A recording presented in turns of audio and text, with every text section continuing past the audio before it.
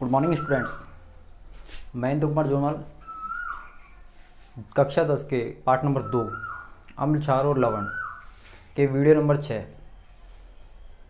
को लेकर आपके सामने उपस्थित हूँ। आज हम लवण परिवार के दूसरे सदस्य के बारे में पढ़ेंगे और वो है विरंजक चूर्ण, जिसे कैल्शियम ऑक्सीक्लोराइड भी कहते हैं। ठीक है, पहले वीडियो में हमने पढ़ लिया था कि लवण परिवार का पहला सदस्य जिसे बोला था sodium hydroxide, caustic soda, NaOH। देखो जी, जो पहला लवण परिवार का सदस्य पढ़ा था उससे ही हम दूसरा पढ़ेंगे। कैसे लिंक करेगा वो देखो। दूसरा जो लवण परिवार का सदस्य है वो है कैल्शियम ऑक्सीक्लोराइड, जिसे कहते हैं विरंजक चूर्ण। और विरंजक चूर्ण का निर्माण कैसे होगा वो देखो। पहले हम रिमाइंड करते हैं प्रीवियस वीडियो पे, पिछली जो वीडियो थी उसको रिमाइंड करते हैं, दिमाग में लाते हैं कि हमने क्या पढ़ा था। कास्टिक सोडा के बारे में पढ़ा था। क्या कहा था कि नमक के जलीय विलयन में जब विद्युत धारा प्रवाहित की जाती है तो अपघटनीय अभिक्रिया होती है, जिसमें क्लोरीन गैस, हाइड्रोजन गैस और कास्टिक सोडा तीन का निर्माण होता है उत्पाद के रूप में। ये पढ़ लिया था। यहाँ पे हमने कास्टिक सोडा बना लिया था, लेकिन साथ में हमारे पास में क्या निकल के आई थी? Chlorine gas. क्या निकल के आई थी? Chlorine gas. मतलब लवण परिवार के पहले सदस्य से हमारे पास में क्लोरीन गैस निकल के आई है। तो अब ये क्लोरीन गैस को वेस्ट नहीं जाने देंगे हम। इस क्लोरीन गैस को भी हम कहीं ना कहीं काम में लेंगे। तो इस क्लोरीन गैस को हमने लवण परिवार का दूसरा सदस्य बनाने के लिए काम में ले लिया। अब आप लोग देखो, दिमाग में रखो कि एक दूसरे के साथ में लिंक है। यहाँ से कास्टिक सोडा निकल गया, अब क्या है? क्लोरीन गैस है। इस क्लोरीन गैस को काम में लेंगे। वो कैसे लेंगे वो देखो। तो ये तो समझ में आ गया कि पहला जो कास्टिक सोडा है उससे क्लोरीन गैस निकली है, वो दूसरे के साथ में लिंक कर रही है। तो देखो यहाँ पे विरंजक चूर्ण बनाएंगे तो हम क्या करेंगे कि शुष्क बुझा हुआ चूना, शुष्क बुझे हुए चूने, शुष्क बुझा हुआ चूना का फॉर्मूला रासायनिक सूत्र है CaOH का होल ट्वाइस, जिसे हम बोलते हैं कैल्शियम हाइड्रोक्साइड। कैल्शियम हाइड्रोक्साइड, इतना दिमाग में आ गया। जब कैल्शियम हाइड्रोक्साइड के अंदर, जब कैल्शियम हाइड्रोक्साइड पे क्लोरीन गैस प्रवाहित करेंगे, तो हमारे पास किसका निर्माण होगा? विरंजक चूर्ण का। और साथ में क्या बनेगा उत्पाद में? जल। तो आप लोगों को याद रखना है कि विरंजक चूर्ण का निर्माण हुआ है शुष्क बुझे हुए चूने और क्लोरीन गैस के आपस में रासायनिक अभिक्रिया करने से। तो देखो यहाँ पे बैलेंस जरूर देख लिया करो अभिक्रिया का। कैल्शियम यहाँ पे कितना है? 1, ऑक्सीजन 2 और हाइड्रोजन भी 2। ठीक है, यहाँ पे क्लोरीन कितने हैं? 2। यहाँ पे कैल्शियम कितना है? 1, ऑक्सीजन कितना है? 1 और Cl कितने हैं? 2। हाइड्रोजन यहाँ पे कितना है? 2 और ऑक्सीजन कितना है? 1। बैलेंस करने का सबसे अच्छा तरीका है ये कि पहले देख लो अपने आप। कैल्शियम का 1, ऑक्सीजन के 2, ऑक्सीजन का 1 और 1 2, हाइड्रोजन के 2, क्लोरीन के 2, अर्थात हमारी जो अभिक्रिया है ये क्या है? बैलेंस है। ये रासायनिक अभिक्रिया क्या है? बैलेंस है। कई लोग करते क्या है कि नोट्स बनाते टाइम अभिक्रिया के नीचे ये जिस तरीके से मैं बैलेंस करना सिखाता हूँ वो बैलेंस भी लिखते हैं नोट्स में। नहीं जी, ये आपको नहीं लिखना है। ये आपको केवल और केवल रफ में रिमाइंड करने के लिए कि हाँ ये बैलेंस है या नहीं है। नोट्स में इसको नहीं लिखना है। ठीक है, ये बैलेंस करना सिखाया जाता है कि हाँ ये देख लो आप बैलेंस है कि नहीं अभिक्रिया। ठीक है, इतना दिमाग में आ गया होगा कि ये अभिक्रिया क्या है? संतुलित है। तो मैंने विरंजक चूर्ण का निर्माण किया शुष्क बुझे चूने में। जब क्लोरीन गैस प्रवाहित की तो कैल्शियम ऑक्सीक्लोराइड और H2O का क्या हो गया? निर्माण हो गया। ठीक है, इतना दिमाग में आ गया होगा। अब हमारे पास में चलते हैं कि जो विरंजक चूर्ण है इसके उपयोग क्या क्या हैं। तो इसके उपयोग हैं सूती वस्त्र और लिनेन के कपड़े होते हैं, उनका विरंजन मतलब उनकी रंगाई छपाई के लिए काम आता है ये क्लोरीन विरंजक चूर्ण। दूसरा विरंजक, रंजक मानी रंगना। ठीक है, कागज की फैक्ट्री में भी काम आता है। कागज की फैक्ट्री में भी ये काम आता है। आपने देखा होगा हाशिया और लाइन खींची रहती है कागज़ में, उनमें कलर होता है, उनकी भी वहाँ पे कलरफुल लाइनिंग करने के लिए, अच्छे कागज़ बनाने के लिए क्लोरीन गैस जो विरंजक चूर्ण का उपयोग करते हैं। तीसरा, चूंकि इसमें क्लोरीन गैस है और पिछले वीडियो में मैंने बताया था क्लोरीन गैस पानी को शुद्ध करने के लिए काम आती है, तो यहाँ पे जो विरंजक चूर्ण है ये भी क्या है, पीने योग्य पानी को शुद्ध करने के लिए या जीवाणु मुक्त करने के लिए काम आता है। तो स्टूडेंट्स, मैंने इस वीडियो में जब शुरुआत की तो लवण परिवार का दूसरा सदस्य पढ़ाया, विरंजक चूर्ण। विरंजक चूर्ण को बोलते हैं कैल्शियम ऑक्सीक्लोराइड। कैल्शियम ऑक्सीक्लोराइड, इसका ये रासायनिक नाम है कैल्शियम ऑक्सीक्लोराइड,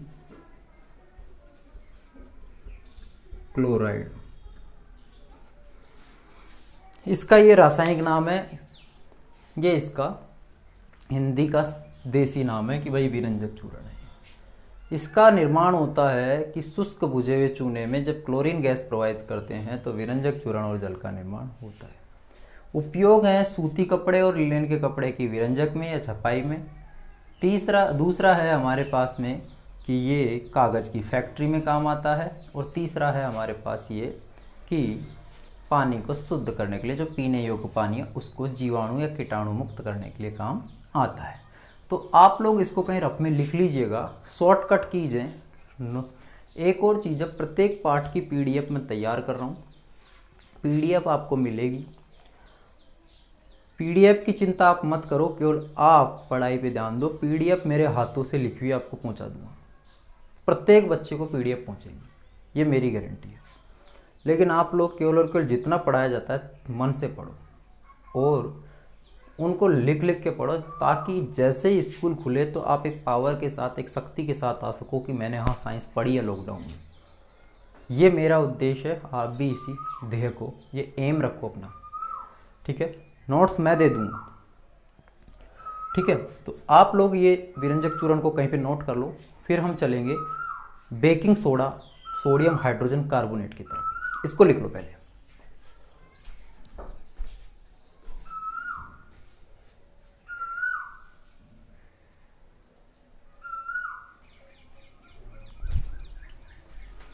अब चलते हैं हम लवण परिवार के तीसरे सदस्य की ओर, और तीसरा सदस्य का नाम है बेकिंग सोडा, जिसको मैंने आपसे कमेंट सेक्शन में भी पूछा था कि बेकिंग सोडे का रासायनिक सूत्र क्या है, ऐसा पूछा था। तो बेकिंग सोडे का जो रासायनिक सूत्र है NaHCO3 है। क्या है? NaHCO3। और इसको रासायनिक रूप में बोलते हैं हम, या रासायनिक नाम है इसका सोडियम हाइड्रोजन कार्बोनेट, और सोडियम बाइकार्बोनेट भी इसे बोलते हैं। ये जो हमारा लवण परिवार का तीसरा सदस्य है, ये कैसे उत्पन्न हुआ, इसको कैसे रासायनिक अभिक्रियाओं के द्वारा प्राप्त करते हैं, उसको दिमाग में थोड़ा सा ज़्यादा जोर नहीं देना। अब आप लोग कहोगे सर ये तीसरा आ रहा है और तीसरे में कंफ्यूज हो रहे हैं हम। नहीं जी, कंफ्यूज होने की जरूरत नहीं। पहले में तो हमने क्या किया था, नमक के अंदर पानी घोला था, सोडियम हाइड्रोक्साइड मतलब कास्टिक सोडा मिल गया था, नमक के जलीय विलयन में हमने विद्युत धारा प्रवाहित की थी, यही हुआ था। दूसरे में हमने क्या किया कि हमने बुझे हुए चूने के अंदर क्लोरीन गैस डाल दी, हमारे पास बन गया। तीसरे में हम क्या करेंगे वो देखो, बेकिंग सोडा, मतलब बेकिंग सोडा क्या करते हैं, हमारे पास में पकौड़ियाँ वगैरह बनाते हैं ना, पकौड़ी, इनके अंदर हल्का सा फुलाव आ जाए, जब इनको कढ़ाई में होके हम इसको तल के निकाले तो एक तो कुरकुरे बन जाएं, हल्के कुरकुरे का मतलब कुरकुरे खाने वाले नहीं, कुरकुरे का मतलब होता है थोड़ा हल्का टाइट सा और सॉफ्ट भी हो जाए और अच्छा फुलावा है, जिसमें क्या है कि रेसिपी जो भी बनाई है वो क्या अच्छी लगे हमको। तो इसके अंदर आपने देखा होगा कि उसमें हम क्या मिला देते हैं, बेकिंग सोडा मिला देते हैं। बेकिंग सोडा जब मिलाते हैं तो वो कुरकुरे हो जाते हैं, रसोई घरों में हम बहुत ज़्यादा काम में लेते हैं इसको, अच्छा स्वाद आता है, फुलाव अच्छा आता है, थोड़ा टाइट और कुरकुरे हो जाते हैं, खाने में अच्छा लगता है। अब ये बनता कैसे, बात आ रही है खाने की। अब खाने से इसको चालू करेंगे अपन लोग, सीखेंगे खाने से ही। देखो भाई, खाने में हम नमक मिलाते हैं कि नहीं मिलाते, देखो यहाँ पे सीखने वाली बात है। इसको मैंने बॉक्स के अंदर इसलिए बंद किया ताकि आप लोग समझ सको, ठीक है। इसको मैंने कोई ऐसा नहीं है कि कई बार मैंने पीएच की ट्रिक बताई थी आपको, तो पीएच की ट्रिक का मतलब ये नहीं है कि वास्तविकता है उसके अंदर, नहीं, वो याद करने का एक तरीका है। इसी तरीके से मैं आपको यहाँ भी याद करने का एक तरीका बताऊंगा इसको, कि लवण परिवार का तीसरा सदस्य baking soda hydrogen sodium hydrogen carbonate कैसे याद करें कि हमको कन्फ्यूजन ना हो, एग्जाम में हम भूले नहीं। स्टूडेंट्स कई बार हम ट्रिक बता देते हैं और उसको भी क्या है कि लोग हवा बना देते हैं कि ये गलत पढ़ा दिया, वो गलत पढ़ा दिया। ऐसा कुछ नहीं है।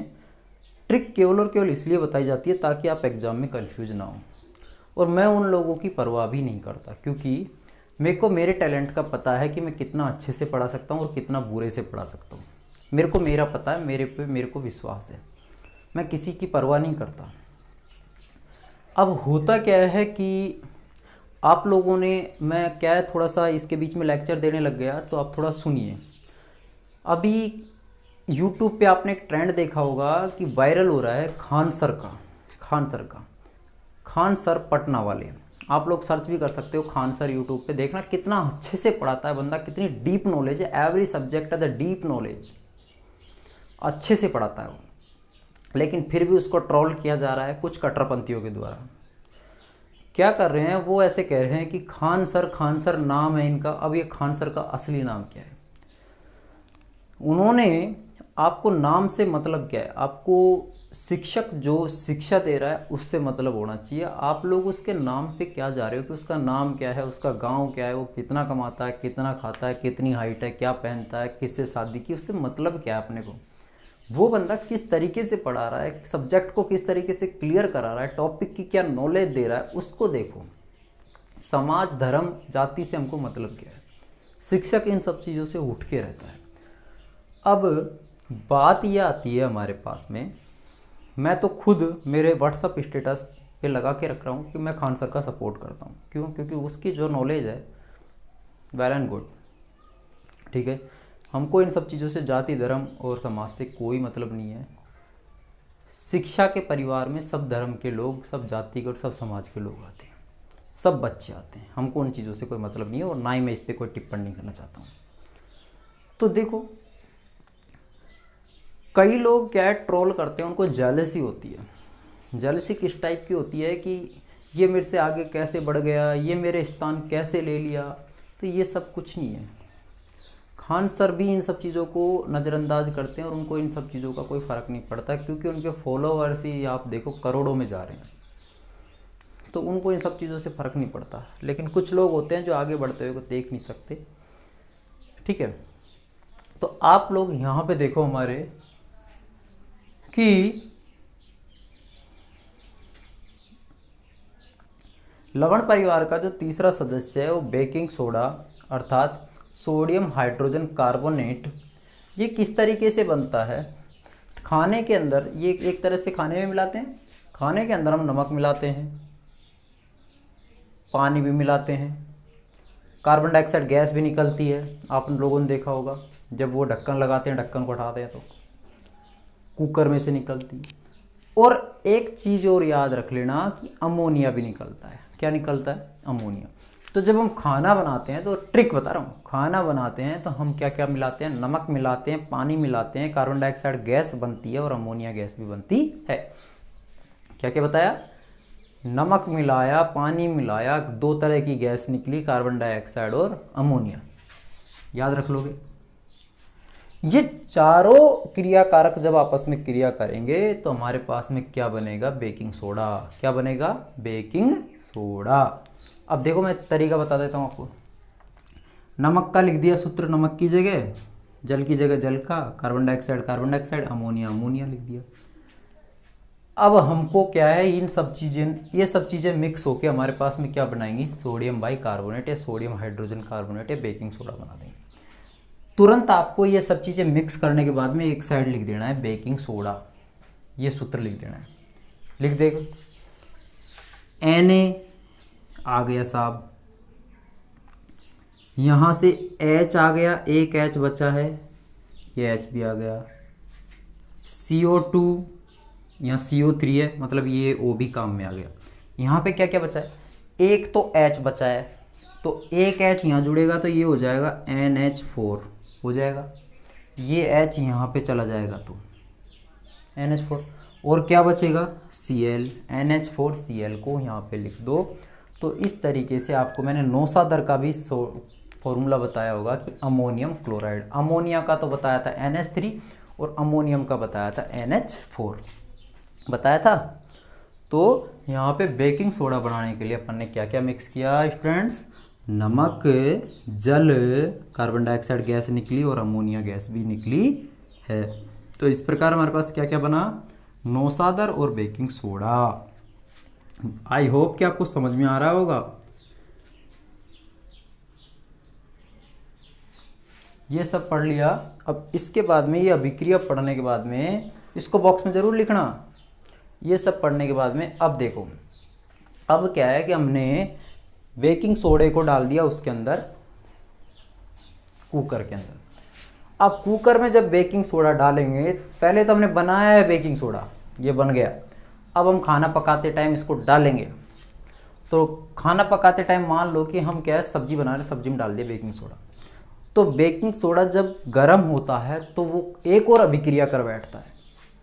तो खाना बनाते समय जब ये गर्म होने पर अभिक्रिया करता है बेकिंग सोडा, तो क्या करता है, खाना बनाते समय जब ये बेकिंग सोडा अभिक्रिया करता है तो सोडियम कार्बोनेट का निर्माण कर देता है। किसका निर्माण कर देता है, सोडियम कार्बोनेट का निर्माण।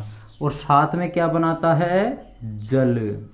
और जल के साथ में कौन सी गैस निकालता है, कार्बन डाइऑक्साइड। ठीक है। तो अब आपको याद रख लेना है, आपने देखा ही होगा खाना बनाते तो हमारा खाना हल्का हल्का पानी छोड़ने लग जाता है। आप नमक को भी जीभ पे रख के देखो, पानी छोड़ने लग जाता है। इसी तरीके से ये भी तो एक तरह का लवण ही है। तो ये भी क्या है, गर्म होगा। अब जीभ के ऊपर रखेंगे हम तो वो गर्म ही होगा, क्योंकि हमारे शरीर में गर्मी है। जीभ के ऊपर रखेंगे तो क्या है, गर्म होगा। गर्म होगा तो क्या निकलेगा, पानी। और पानी के साथ में हम अंदर से बाहर क्या छोड़ रहे हैं, कार्बन डाइऑक्साइड। इसी तरीके से कुकर के अंदर होगा कि बेकिंग सोडे को डालेंगे तो एक तो बन जाएगा सोडियम कार्बोनेट, हल्का सा पानी बन जाएगा, और सिटी में होके क्या निकलेगी, कार्बन डाइऑक्साइड। तो जब हमारा बेकिंग सोडा गर्म होता है तो सोडियम कार्बोनेट, जल और कार्बन डाइऑक्साइड का निर्माण होता है। ये शायद आपको समझ में आया होगा। अब हम चलते हैं कि भाई इसके उपयोग क्या क्या हैं। तो इसके उपयोग क्या हैं, इसके उपयोग हैं बेकिंग पाउडर बनाने में। अब आप लोग सोचोगे कि ये सर तो बता रहे बेकिंग सोडा, तो सोडा और पाउडर अलग होता है। सोडा एक क्रिस्टल के रूप में आता है, पाउडर उसको पीस के बनाया जाता है। अब क्या है कि जब ये पाउडर आपके पास घरों में डिब्बी आती है ना, और पाउच आता है बेकिंग सोडे का, उस पाउच में क्या क्या होता है कि एक तो बेकिंग सोडे को मिलाया जाता है और उसके अंदर थोड़ा सा खट्टापन मिलाया जाता है। क्या मिलाया जाता है, खट्टापन, जिससे क्या है कि स्वाद आए खाने के अंदर। तो बेकिंग पाउडर, ये पूछ सकते हैं कि बेकिंग पाउडर किस किस का मिश्रण है, तो बेकिंग पाउडर मिश्रण है बेकिंग सोडे का और टार्ट्रिक अम्ल का। टार्ट्रिक अम्ल और बेकिंग सोडे का क्या है, ये मिश्रण है बेकिंग पाउडर। ठीक है, इतना ये इसलिए मैंने एरो लगा के लिखा है, इसको नोट कर लेना कि बेकिंग पाउडर, बेकिंग सोडे और टार्ट्रिक अम्ल का क्या है, मिश्रण है। दूसरा, ये क्या काम आता है सर, ये पेट की अति अम्लता, मतलब पेट में जब ज़्यादा अम्ल बन जाता है उसको दूर करने के भी काम आता है। जैसे मैंने बताया था ना आपको कि पीएच वाला, जिसमें पेट की अति अम्लता के लिए मैग्नीशियम हाइड्रोक्साइड, जिसे एंटासिड बोलते हैं, इसका उपयोग किया जाता है। तो इसका भी हम अति अम्लता दूर करने के लिए काम में ले सकते हैं इसको भी। ठीक है, पेट की अति अम्लता दूर करने के लिए भी इसको काम में ले सकते हैं। पेट में ज़्यादा एसिड बन गया, अम्ल बन गया, तो भी हम इसको ले सकते हैं। ठीक है। तीसरा हम यूज करते हैं, आप लोगों ने देखा होगा अग्निशामक में जो आग लग जाती है पेट्रोल पंप पे, स्कूल वगैरह में पंप रखे रहते हैं वो, उसमें भी क्या भरा रहता है, सोडियम बाइकार्बोनेट या सोडियम हाइड्रोजन कार्बोनेट। ठीक है, तो आप लोग इसको कर लोगे, ये सारा का सारा एक बार आप नोट कर लो। इम्पोर्टेंट यही है कि खाना बनाते समय नमक, जल, कार्बन डाइऑक्साइड, अमोनिया को मिलाते हैं तो नौसादर और बेकिंग सोडे का निर्माण होता है। और जब बेकिंग सोडा गर्म होता है तो सोडियम कार्बोनेट, जल और कार्बन डाइऑक्साइड का निर्माण होता है। तो आप लोग एक बार इसको नोट कर लो, फिर चलेंगे हम आगे की ओर।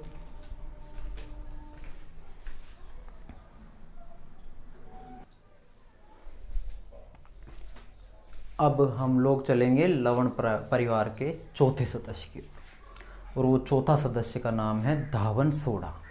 धावन सोडे में सूत्र आपको पता है, इसका रासायनिक सूत्र होता है Na2CO3.10H2O, और इसे कहते हैं सोडियम कार्बोनेट। धोने का सोडा या वॉशिंग सोडा भी इसे कहते हैं, ठीक है। इसे हम क्या कहते हैं, वॉशिंग सोडा, ठीक है, वॉशिंग सोडा भी कहते हैं। ये कैसे प्राप्त हुआ, देखो भाई, हम लोगों ने आपको पिछले जो तीसरा लवण परिवार का सदस्य था उसमें बताया था कि हम बेकिंग सोडे को गर्म करते हैं तो हमारे पास क्या प्राप्त होता है, सोडियम कार्बोनेट। ये पिछले ही 3 नंबर में बता दिया था, पहले ही क्लियर कर दिया था कि बेकिंग सोडे को गर्म करने से हमारे पास सोडियम कार्बोनेट प्राप्त हुआ है, धावन सोडा प्राप्त हुआ है। इतना समझ में आ गया होगा कि बेकिंग सोडे को जब हम गर्म करते हैं खाना बनाते टाइम तो क्या प्राप्त होता है, धावन सोडा प्राप्त होता है। इतना समझ में आ गया कि बेकिंग सोडे को जब हमने गर्म किया तो हमारे पास में क्या है कि धावन सोडा प्राप्त हुआ। इतना समझ में आ गया। और साथ में क्या निकलती है, कार्बन डाइऑक्साइड और जल निकलता है, ठीक है। अब बात आती है हमारे पास में कि ये जो धावन सोडा होता है, ये जो धावन सोडा होता है ये क्या होता है हमारे पास में कि बिल्कुल क्या होता है, क्रिस्टल फॉर्म में होता है। किस में होता है, क्रिस्टल फॉर्म में। अब इसको थोड़ा सा लिक्विड फॉर्म में चेंज करना है, द्रव बनाना है, ठीक है। तो हम क्या करते हैं, इसकी जल के अणुओं के साथ में क्या कर देते हैं, क्रिया कर देते हैं। जल के अणुओं के साथ में क्या कर देते हैं, क्रिया कर देते हैं। और जैसे ही जल के अणुओं के साथ में क्रिया करते हैं तो ये बन जाता है Na2CO3.10H2O, ठीक है। तो आप लोगों को इतना ध्यान रखना है, पिछला जो रिएक्शन है उसको ध्यान रखना है कि बेकिंग सोडे को गर्म करने पे क्या प्राप्त होता है, सोडियम कार्बोनेट मतलब धावन सोडा। बस इतना ध्यान रखना है। और बाद में क्या करना है, जल के 10 अणु लगा देने हैं और पॉइंट लगा के बस ये प्लस का चिन्ह हटाना है और पॉइंट लगाना है, बस इतना सा काम करना है। कर दोगे इतना सा। ये जो जल के 10 अणु हैं ये क्या है, इनको हम बोलते हैं क्रिस्टलन जल। क्या बोलते हैं, क्रिस्टलन जल। इसको बोलते हैं हम क्रिस्टलन जल, क्रिस्टलन जल। क्रिस्टलन जल इसलिए बोलते हैं क्योंकि इसने क्या किया है, हमारे जो पदार्थ प्राप्त हुआ है, हमारा लवण प्राप्त हुआ है, लवण परिवार का सदस्य प्राप्त हुआ है, उसको क्रिस्टल बनाए रखा है। क्या बनाए रखा है, क्रिस्टल। मतलब सोडियम कार्बोनेट के अंदर अर्थात धावन सोडे के अंदर 10 जल के अणु मौजूद हैं। कितने अणु मौजूद हैं, 10। मतलब धावन सोडे में 10 जल के अणु मौजूद हैं और वही कहलाएगा क्या, क्रिस्टलन जल। जैसे भाई अपन लोग सब्जी बनाते हैं तो उस टाइम 2 गिलास मान लो कि अपन ने सब्जी को थोड़ा तरी टाइप का या पानी टाइप का बनाने के लिए उसमें 2 गिलास पानी डाला, तो अपन कहते हैं सब्जी में हमने 2 गिलास पानी मिक्स किया है, ऐसा। तो पानी जो मिक्स किया है वो क्रिस्टलन जल है। क्या है, क्रिस्टलन जल। इसी तरीके से सोडियम कार्बोनेट को के साथ में जो 10 जल के अणु लग रहे हैं वो क्या हैं हमारे पास में, क्रिस्टलन जल। तो इस क्रिस्टलन जल की परिभाषा क्या है, क्रिस्टलन जल की परिभाषा है कि लवण का एक इकाई सूत्र। एक इकाई सूत्र का मतलब ये लवण हो गया सोडियम कार्बोनेट, एक इकाई सूत्र का मतलब होता है ये अकेला, ठीक है। लवण के एक इकाई सूत्र में जितने जल के अणु की संख्या है, जल के अणु कितने यहाँ पे 10, वही कहलाती है क्रिस्टलन जल। तो लवण के एक इकाई सूत्र में जल के अणुओं की संख्या क्या कहलाती है, क्रिस्टलन जल। अब देखो, क्रिस्टलन जल में कोई पूछे तो परिभाषा ये लिख देनी है, और इसके एग्जाम्पल पूछे तो सबसे पहले तो धावन सोडे को लिखना है क्योंकि इसमें 10 जल के अणु हैं, ठीक है। दूसरा लिख देना है आपको कॉपर सल्फेट का। किसका लिख देना है, कॉपर सल्फेट का। कॉपर सल्फेट में 5 क्रिस्टलन जल होते हैं। कितने होते हैं, 5। और तीसरा लिख देना है जिप्सम का। ये जिप्सम आगे पढ़ाऊंगा, फॉर्मूला भी याद रख लो। जिप्सम में कितने जल के अणु होते हैं, क्रिस्टलन जल के अणु होते हैं, 2। तो जिप्सम का फॉर्मूला होता है CaSO4 कैल्शियम सल्फेट 0.2H2O, ठीक है। तो आपको यहाँ पे ये याद रख लेना है, धावन सोडे का याद रख लोगे। कॉपर सल्फेट में क्रिस्टलन जल कितने होते हैं, 5, और जिप्सम में कितने होते हैं, 2, ठीक है। ये आप याद रख लोगे। ये कहाँ से प्राप्त हुई है, बेकिंग सोडे को गर्म करने से। फिर इसमें कितने जल के अणु मिलाए, कितने गिलास पानी घोला, 10 गिलास पानी घोला। 10 गिलास पानी घोला तो यही पानी क्या कहलाएगा, क्रिस्टलन जल। ये प्लस का चिन्ह हटा के पॉइंट लगाना है, बस इतना सा काम करना है। अब इसका जो उपयोग है वो क्या क्या है, जो हमारा धावन सोडा है इसका उपयोग है कांच की फैक्ट्री, साबुन की फैक्ट्री और हमारे पास में कागज़ की फैक्ट्री है, इन तीनों में काम आता है ये। कागज़ और साबुन की फैक्ट्री में काम आता है ये। और ये बोरेक्स जैसे सोडियम के यौगिक बनाने, बोरेक्स क्या है, सोडियम से ही बनता है। जैसे अपन लोग करते हैं ना कि हमारे पास में ये पेन किससे बनता है, प्लास्टिक से, तो इसी तरीके से हम कहेंगे प्लास्टिक का यौगिक है, ठीक है। इसी तरीके से जो सोडियम का एक यौगिक होता है, यौगिक जिसमें हमारे पास में अणुओं की संख्या क्या होती है, निश्चित होती है, तो उसमें क्या है, सोडियम के अणुओं की संख्या निश्चित होती है, एक ऐसा यौगिक बनता है, उसका नाम क्या है, बोरेक्स। तो बोरेक्स हमारे पास में सोडियम यौगिक के क्या है, निर्माण में काम, सोडियम यौगिक के निर्माण में। घरों की साफ सफाई में भी ये धावन सोडा काम में आता है। धावन मतलब धोने का है, धोने का सोडा किसी में काम आ सकता है, फिनाइल विनाइल में डालते हैं, ठीक है। तो घरों की साफ सफाई में भी काम आता है धावन सोडा। और जल की स्थायी कठोरता दूर करने में, जल की स्थायी कठोरता, एक तो कठोर जल होता है और एक मृदु जल होता है। जल दो प्रकार के होते हैं, जल दो प्रकार के होते हैं, एक तो हमारे पास में कठोर जल और एक होता है मृदु जल। इसे हम कहते हैं हार्ड वाटर, इसे कहते हैं हम सॉफ्ट वाटर। इसे हम कहते हैं हार्ड वाटर, इसे कहते हैं सॉफ्ट वाटर।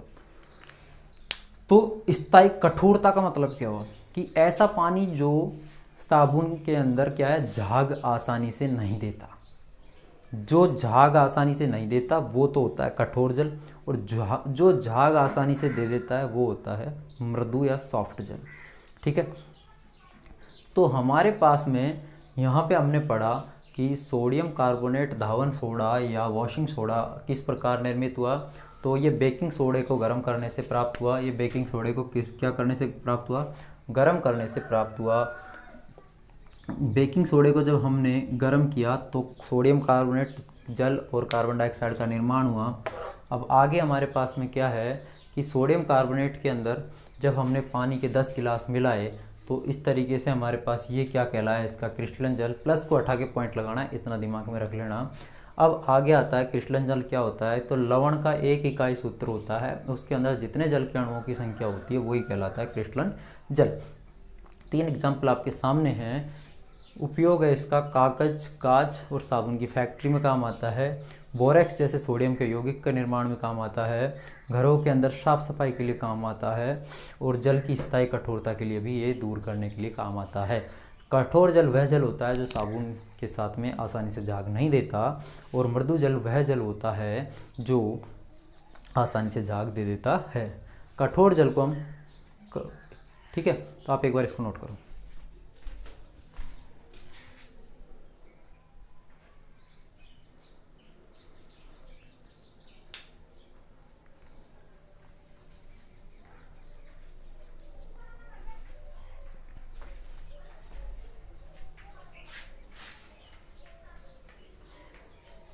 उतार लिया होगा शायद, स्क्रीनशॉट कर लेना, वीडियो को रोक के और फिर स्क्रीनशॉट कर लेना, ठीक है। तो अब मैं इस वीडियो को इस पार्ट को अगले वीडियो में मैं फिनिश कर दूंगा पूरे को। इस पार्ट को अगले वीडियो में फिनिश कर दूंगा मैं पूरे को। केवल और केवल एक हमारे पास पीओपी बनाना बाकी है, और पीछे के 2-4 क्वेश्चन हार्ड हैं वो कराऊंगा, और इसके अंदर एक और है हम लोग 4 में समानता, छोटा टॉपिक है वो और कराऊंगा बस। इसके बाद में ये कंप्लीट है पूरा टॉपिक, पूरा पार्ट कंप्लीट है। पढ़ो घर पे आराम से। और एक और चीज़ है, कईयों को बहुत ज़्यादा हेजिटेशन फील होती है कि मैं कैसे पूछूं, मैं कैसे नहीं पूछूं। आप लोगों को मैंने 2 बार बोल दिया, 3 बार बोल दिया, बार बार बोल दिया, ये मेरे नंबर हैं, इस पर आप लोग मैसेज कर दो। यदि ज़्यादा दिक्कत है तो कॉल कर लो, कोई दिक्कत नहीं है, लेकिन आप लोग हेजिटेशन मत रखो। जितनी हेजिटेशन रखोगे अपने आप, कई लोग उल्टा भी सोच लेते हैं कि पता नहीं मैं कॉल करूँ, सर क्या सोचे, ये वो कुछ नहीं है। आप कॉल करो, क्वेश्चन का आंसर लो। मेरे से जितना बन पाएगा मैं कोशिश करूँगा, बाकी आपके ऊपर डिपेंड करता है। इंस्टाग्राम पे जाओ, इंस्टाग्राम पे मैं ये नाम से आपको मिल जाऊँगा, इंद्र जोनवाल के नाम से, इंद्र जोनवाल के नाम से मिल जाऊँगा। यहाँ पे फॉलो कर लो आप, यहाँ पे मैं डाल दूँगा आपको, यहाँ पे मेरे को कोई प्रॉब्लम हो वहाँ डाल दो। व्हाट्सअप नंबर मैंने दे नहीं रखे आपको, केवल इंस्टाग्राम पे जाओ, इंस्टाग्राम पे फॉलो कर लो, यहाँ पे जाके आपको सारी क्वेरी यहाँ क्लियर कर दूँगा।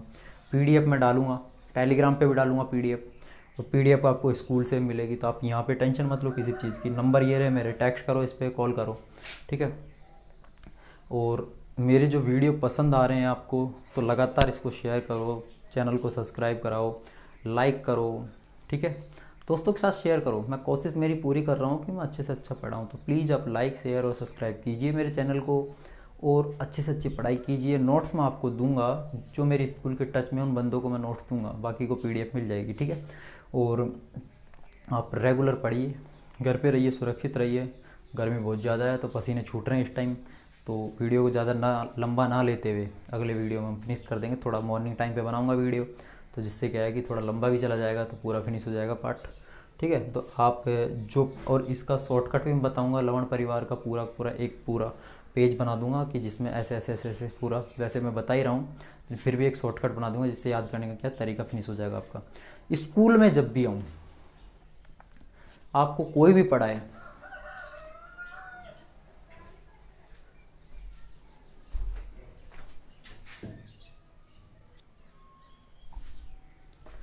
स्कूल में जब भी आऊँ आपको कोई भी पढ़ाए, तो वहाँ पे कोई भी पढ़ाए, कैसा भी पढ़ाए, मैं किसी के ऊपर कोई टिप्पणी नहीं करता। चाहे मेरे ऊपर जो भी कोई टिप्पणी करे, मेरे को कोई चीज़ों का परहेज नहीं है, ठीक है। लेकिन आप लोगों का जितना मैं पढ़ाने की कोशिश कर रहा हूँ उतना आप दम से पढ़िए। स्कूल में कोई ऐसे नहीं कहेगा कि मेरे को सर पहला नहीं समझ में आया, मेरे को दूसरा समझ में नहीं आया, मेरे को टेक्स्ट मैसेज कर दो। मैं फिर कह रहा हूँ कि मैं आपको अच्छे से अच्छे समझा दूंगा वापस।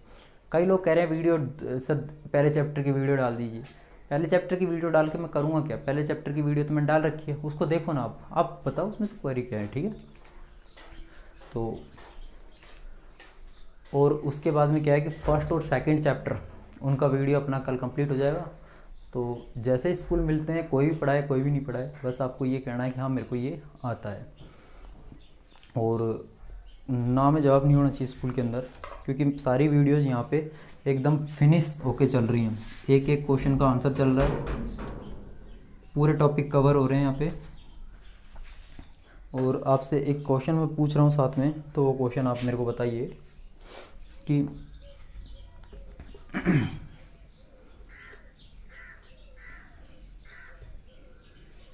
इसका साधारण नाम क्या है, O3 का साधारण नाम क्या है, और CFC का पूरा नाम क्या है। O3 और CFC का, इसका तो साधारण नाम क्या है और इसका पूरा नाम क्या है, ये आप मेरे को बताओगे कमेंट करके, ठीक है। बस देखते रहो, अच्छे से लिखते रहो, पढ़ते रहो, कोई प्रॉब्लम नहीं आएगी। आपको कह दिया, जिस तरीके से पहले पार्ट से चले उसी तरीके से 16वें पार्ट तक चलूँगा, आराम से पढ़ाऊँगा। तेज़ी से नहीं पढ़ाया जाता, तेज़ी से पढ़ाने में